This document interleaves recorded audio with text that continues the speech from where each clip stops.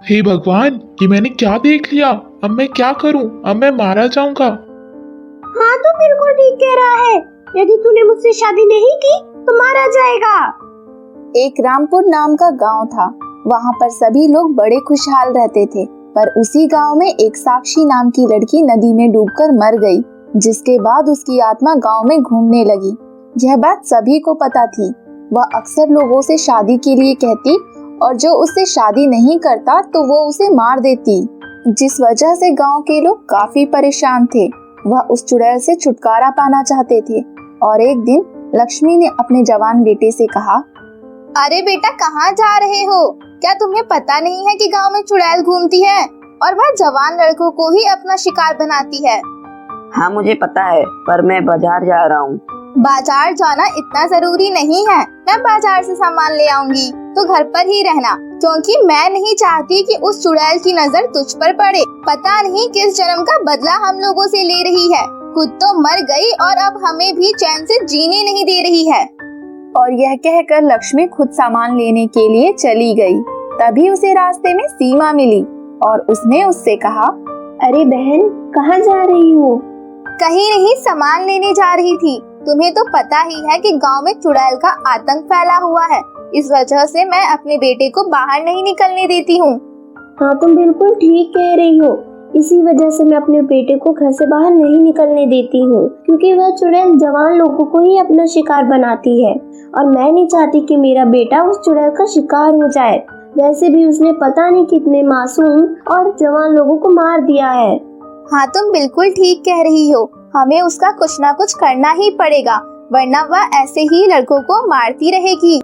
पर हम क्या कर सकते हैं? वो चुड़ैल है और हम इंसान। वो बहुत शक्तिशाली है। अच्छा, अब मैं चलती हूँ। और यह कहकर सीमा वहाँ से चली गई और लक्ष्मी भी बाजार चली गई। समय तेजी से गुजर रहा था।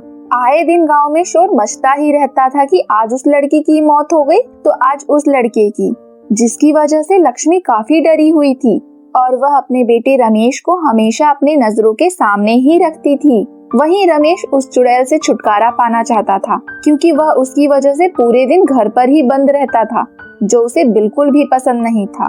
और एक दिन वह अपनी माँ की नजरों से छुपकर गांव में घूमने के लिए निकला।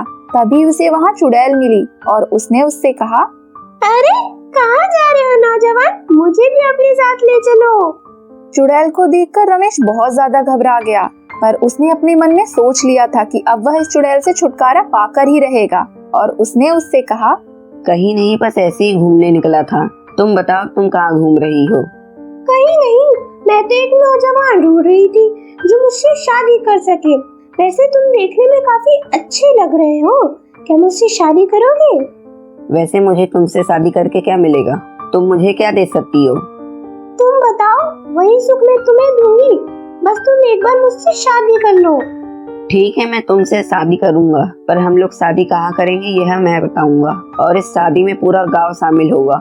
ठीक है, मुझे तुम्हारी शर्त मंजूर है। तुम अपनी शादी में किसी को भी बुला सकते हो, मुझे कोई एतराज नहीं है।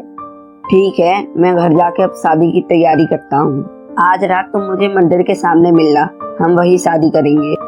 और यह कहकर वह घर पर आया और उसने अपनी माँ को सारी बात बताई, जिससे लक्ष्मी काफी ज्यादा घबरा गई। इस पर रमेश ने अपनी माँ से कहा, आप चिंता मत कीजिए माँ, आज इस चुड़ैल का आखिरी दिन होगा। पर तू करने क्या वाला है? मुझे तो बहुत डर लग रहा है। वह चुड़ैल बहुत ही खतरनाक है। मुझे पता है माँ, पर वो चुड़ैल आज के बाद किसी का बुरा नहीं कर पाएगी।